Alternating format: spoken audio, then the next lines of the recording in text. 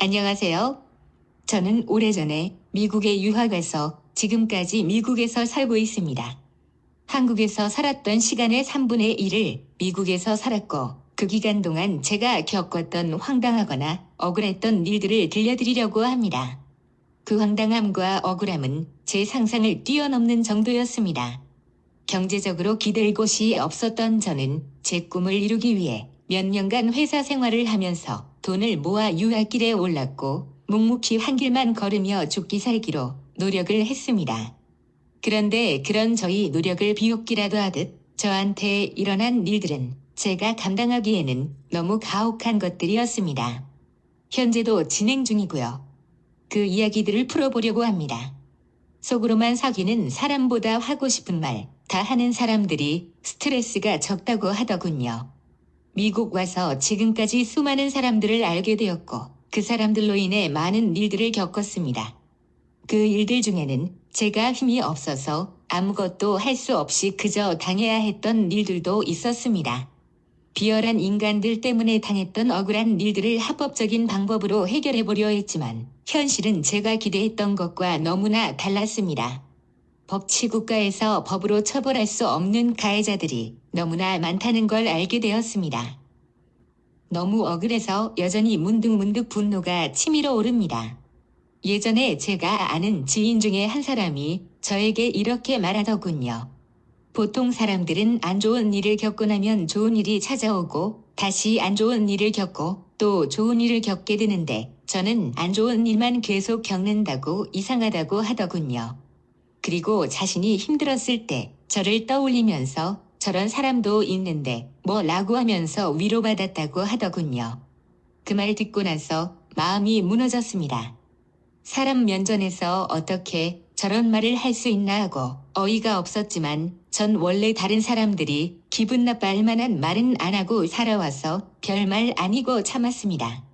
나중에 생각하니 제가 한마디 따끔하게 해줬어야 했는데라는 생각이 들더군요. 여러분들 중에 그런 일 겪으면 참지 마시고 한마디 따끔하게 하세요. 하고 싶은 말 다 하는 사람들이 속으로 사귀는 사람들보다 스트레스가 훨씬 적다고 하잖아요. 댓글 기능은 꺼놓겠습니다.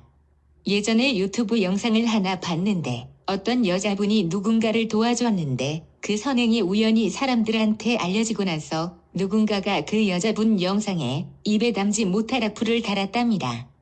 그걸 본 그 여자분이 충격으로 정신질환을 앓게 되었더군요. 젊은 분이었는데 인생이 망가진 거죠. 공인도 아닌 힘없고 열심히 사는 일반인들을 악플로 괴롭히는 악의적인 사람들이 있다는 걸 알았습니다. 그런 악의적인 사람들 때문에 정신병으로 고통 속에 살거나 스스로 생을 마감해버리는 사람들이 있더군요. 피할 수 없으면 즐기라는 말이 있듯이 피할 수 있으면 피하는 게 상책이거든요. 이번 이야기는 제가 2018년 8월 중순부터 오하이오주의 우스터라는 도시에 있는 칼리지 오브 우스터의 매서메디컬 앤드 컴퓨테이셔널 사이언시즈라는 과에서 2년 계약으로 박문조 교수로 일할 때 겪었고 지금도 진행 중인 악몽 같은 일에 관한 이야기입니다. 그때 그 과의 학과장이었던 제니퍼 보온, 컴퓨터 과학 프로그램을 총괄하고 부교수였던 더니즈 번즈 그리고 미치수 이맴이라는 흑인 학생 이렇게 셋이서 저에게 인종차별 누명을 뒤집어 씌워 결국 제가 그 학교에서 1년 만에 수업을 못하게 되었고 계약 갱신도 못하고 그 학교를 떠나야 했습니다. 그 억울했던 일 때문에 지금까지 직업 구하는데 너무나 큰 어려움을 겪고 있습니다. 박사 학위를 받은 후 논문을 하나라도 더 써서 교수가 되기 위해 박사 학위를 받은 후 수련 과정을 받고 있었습니다. 한국 사람들은 그걸 줄여서 포닥이라고 부릅니다. 6년 넘게 포닥으로 일했지만 제 기대와는 달리 자기 밑에서 일하는 학생들이나 포닥들과 논문 실적 올리는 것에는 별 관심 없는 교수들과 일하면서 논문 실적 올리는 건 불가능하다는 결론을 내렸고 더 이상 포닥 과정을 계속하는 건 시간 낭비라는 생각이 들었습니다. 방문 교수로라도 일을 해야겠다는 생각을 하고 인터넷 채용 사이트들을 찾아보기 시작했습니다. 미국 대학들은 교수 채용 공고를 주로 가을 학기 중반쯤부터 하기 시작해서 봄학기 끝나기 전에는 채용을 다 마칩니다. 제가 지원했던 시기는 대학들이 이미 채용을 다 마무리하던 시기라 비어있는 자리를 찾기가 어려웠습니다. 겨우 찾은 빈자리가 3군데 있었고 지원했는데 2군데에서는 이미 뽑았다고 연락이 왔고 한 군데는 아예 답도 없었습니다. 이미 채용했으면서 그 공고를 그대로 놔둔 경우였습니다. 너무 늦게 지원한 걸 자책하면서 포기했는데 얼마 있다가 이미 뽑았다고 했던 곳 중 한 군데서 인터뷰해 볼 생각이냐고 이메일이 왔더군요. 그 뽑았다던 사람이 사정이 생겨서 일을 못하게 되었나 보다라고 생각했습니다. 그 학교 이름은 칼리지 오브 우스터이고 과 이름은 매서메디컬 앤드 컴퓨터 사이언스였는데 몇 년 전에 매서메디컬 앤드 컴퓨테이셔널 사이언시즈로 바뀌었습니다. 그 학교는 학부과정만 있는 4년제 칼리지입니다. 미국은 대학의 종류가 다릅니다. 그냥 칼리지라고 하면 보통 대학원 과정이 없고 학부과정만 있는 4년제 대학을 말하고 커뮤니티 칼리지는 2년제 학부과정만 있는 대학을 말합니다. 4년제 학부와 대학원 과정이 모두 있는 대학은 유니버서티라고 부릅니다. 먼저 화상으로 전화 인터뷰를 했는데 제니퍼 보언이랑 더니즈 번즈 그리고 강사 1명이 면접관들이었습니다. 미국 대학의 면접 과정에 대해 간략하게 말씀드리면 서류 심사, 전화 면접, 그리고 나서 직접 가서 면접을 보는 온사이트 면접이 3단계로 이루어집니다.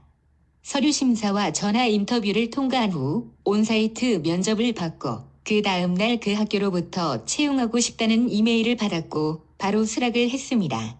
2년 계약이었지만 하늘이 주신 기회라고 생각했고 열심히 해서 테뉴어 트랙 조교수 자리가 생기면 지원해서 반드시 조교수가 되겠다는 생각을 했습니다.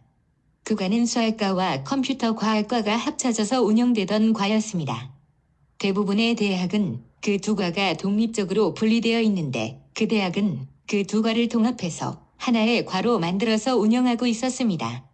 교수들 구성을 보니 수학을 전공한 교수들이 대부분이었고 컴퓨터 과학을 전공한 교수는 겨우 2명뿐이었고 그리고 강사 1명이 있었습니다.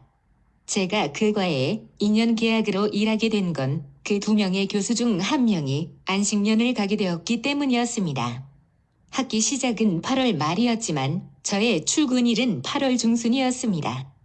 저에게는 3과목이 할당되었는데 과목 1, 2, 3이라고 부르겠습니다. 과목 1은 1학년생들이 주로 들었고 과목 2는 2학년생들이 주로 들었고 과목 3은 다른 교수가 가르치는 과목의 실습 과목이었고 2학년생들이 주로 들었습니다.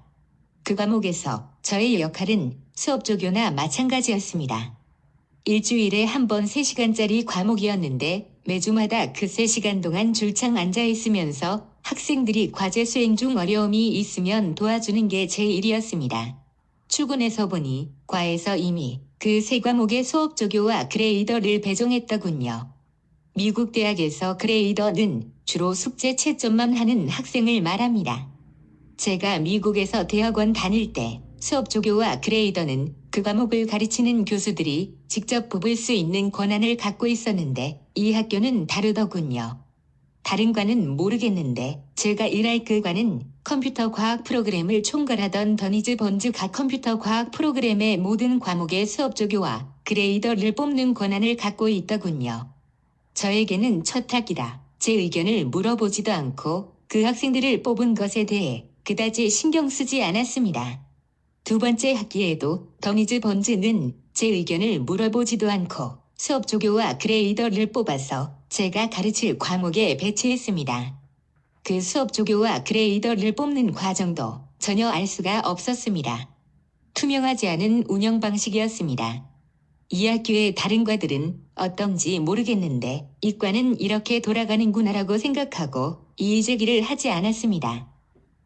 괜히 이의 제기했다가 미운 털이라도 박히면 저만 힘들어지니까요. 그 학기에도 3과목을 가르치게 되었는데 편의상 과목 1, 과목 2, 과목 3이라고 부르겠습니다. 과목 1은 1학년들이 주로 듣는 과목이었고 과목 2는 3학년과 4학년 학생들이 수강 신청을 했었습니다. 과목 1은 2반을 가르쳐야 했기에 그 학기에는 4과목을 가르치는 거나 마찬가지였습니다. 과목 1의 3명의 학생들이 그레이더로 배정되었는데 그중 한 명이 문제를 일으키기 시작했습니다. 제가 학기 시작 전에 그 3명의 그레이더들을 각각 만나서 당부할 것들을 전달을 했습니다. 학기가 시작되고 첫 번째 숙제를 내주었고 그 3명의 그레이더들에게 채점 지침서를 전달해 주었습니다. 그런데 그 3명 모두 제가 당부한 대로 하지 않은 게 있어서 3명 모두에게 제가 학기 시작 전 당부했던 걸 다시 상기시켜주면서 두 번째 숙제부터는 그렇게 해달라고 했습니다. 2명의 그레이더는 그렇게 하겠다고 했지만 그 세 번째 그레이더는 전혀 반응이 없더군요. 알아들었겠지라고 생각을 하고 그 그레이더가 채점한 걸 보니 너무나 대충 채점을 했더군요.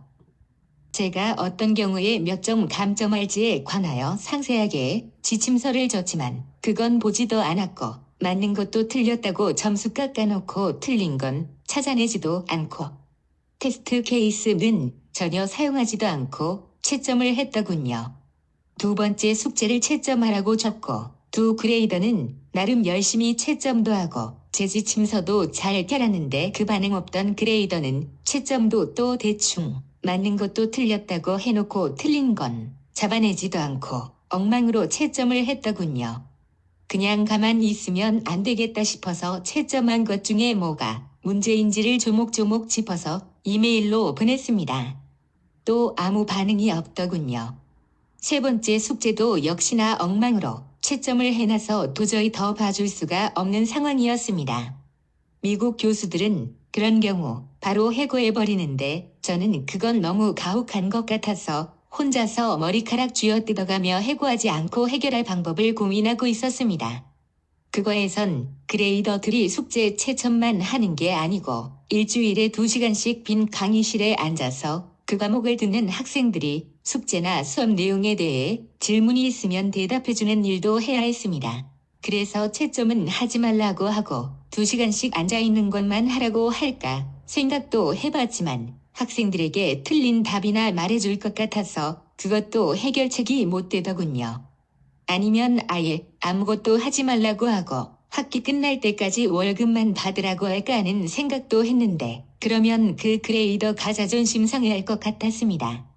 해결책을 못 찾고 혼자 끙끙 앓으면서 며칠을 보내고 있는데 더니즈 번즈가 제 연구실로 들어와서 가끔 그랬듯 말을 걸더군요. 기회는 이때다 싶어서 더니즈 번즈에게 기어들어가는 소리로 그 학생 이름을 말하니 뭔가 눈치챘는지 왜? 걔가 일을 제대로 안 하냐고 물어보더라고요.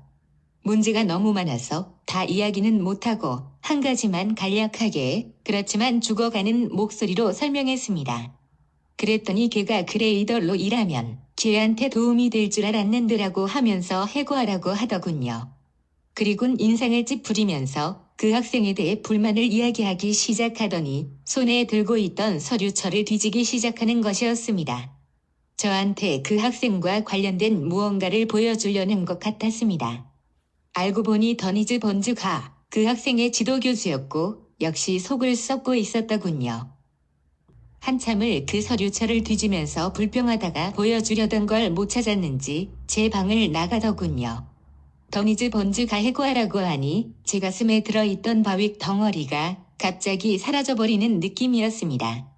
그리고 그 학생에게 이메일을 보내서 네가 그레이더로서 일을 만족스럽게 수행 못해서 해고하기로 결정했고 나랑 이야기하고 싶으면 언제든지 찾아오라고 썼습니다.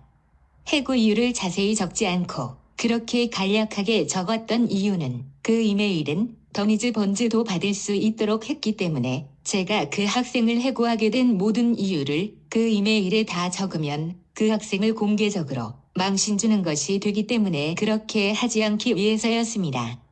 이틀 동안 조용하더니 3일째 되던 날 저에게 답장을 해서는 이유가 뭔지 이메일로 보내달라고 하더군요. 그 이메일을 더니즈 번즈도 받도록 있게 했더군요. 이메일로 이유를 보내달라고 하는 걸 보니 절대 안 찾아올 것 같고 제가 그 해고 사유들을 알려주지 않으면 다른 교수들과 학생들한테 부당하게 해고당했다고 말하고 다닐 게 뻔해서 이유들을 정리해서 답장을 했습니다. 그랬더니 더니즈 번즈가 저를 엄청나게 비난하는 이메일을 저에게 보냈더군요.